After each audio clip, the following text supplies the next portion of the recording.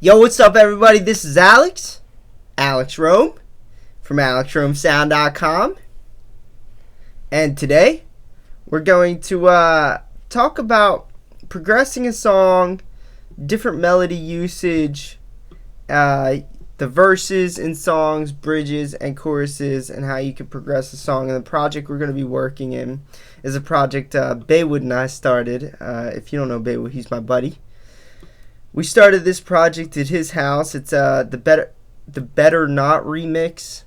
So for all of you who don't know, Louis the Child, however you say it, they launched a remix competition for Better Not. It's one of my favorite songs in the world. I like the vocals in it. And I did want to start building an instrumental around them. Here's the issue though. Last time I did a video where I actually played the remix stems, like the vocals, I got a nice big old strike for copyright. So what I'm gonna do is I'm gonna play them anyway and show you guys like a snippet of what they sound like. Hopefully I don't get striked for it, but I do want to show you what we're working with here and all. But then I'm gonna mute the vocals and we're just gonna work off of the instrumental for the remainder of time. But basically, to recap, what we're going to be going over is how we're going to start this song, and then how you can progress your song into something, into a composition more interesting than the first melody you come up with, or the first part of the song you come up with. It's true love, don't fake it. You better not, you better not. That's all the vocals you get. Sorry guys. If YouTube didn't strike us down, then I could show you what else we got.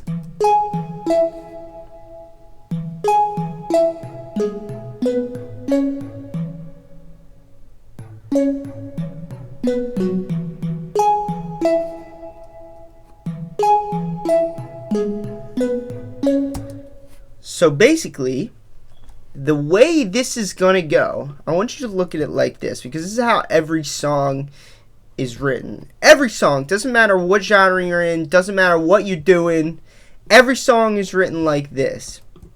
I want you to look at these regions like they are part one, or the verse. So every song you write, or every song you listen to, is broken down into 2 or 3 main parts. They are called the verse, the bridge, and the chorus. Rap songs a lot of times just have a verse and a chorus, or they call them a hook. Some genres have certain terminology, like in EDM music, sometimes we call the verse the breakdown, I think they call it, or the bridge is the standard term, but in EDM we call it a build-up. We call the chorus a drop. Things like that. So when I say verse, bridge, and chorus, I want you to be, if you're an EDM guy, I want you to think about the words breakdown, build up, and drop. So essentially every song you write is going to have these 3 sections that have to communicate with each other and have to flow from section to section to section. And I say this because I've been doing a couple lessons with a couple of people, and structure seems to be one of the hardest things people tend to not realize and not know how to do.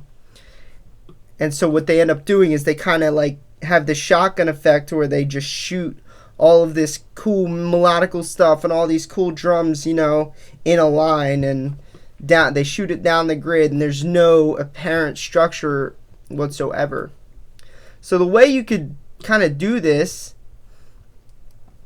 is visually just hook yourself up and kind of build a framework and then build around it. So what I did is I took this section of vocal, and this really helped me with creating a 16-bar section here that I'm going to call the verse. Verses tend to be a bit longer. In pop music, they're shorter. In a lot of EDM music, their verses tend to be the same size as the bridge and the chorus, or in EDM sometimes they refer to it as verse, chorus 1, chorus 2. So this verse is going to be 16 bars. And then what I did is I made sure I had a bridge right after the verse, and then we're going to go into the chorus / the drop after. I don't have a drop here written though.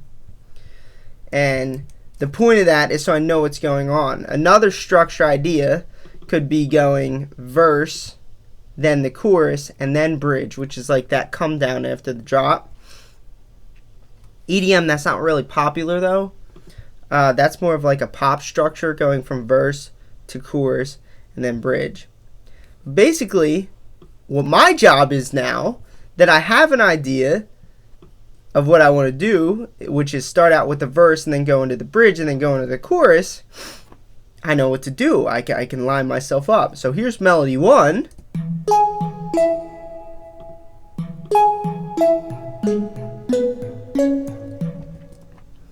And then I had to break into a bridge. What does the bridge do?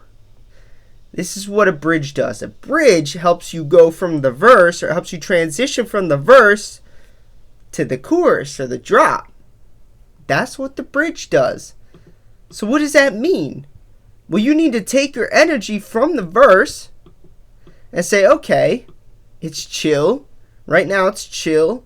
Lays low. There's no drums or anything. So in the bridge, maybe I can have more of a melodical power chord section because there's not many chords in here anyway. This is kind of just melody and bass plucks. So in this bridge, I can virtually do anything, but as long as it changes and it doesn't stay the same here for this 8 bars, then I'm good. So watch what happens. Watch how I transition this.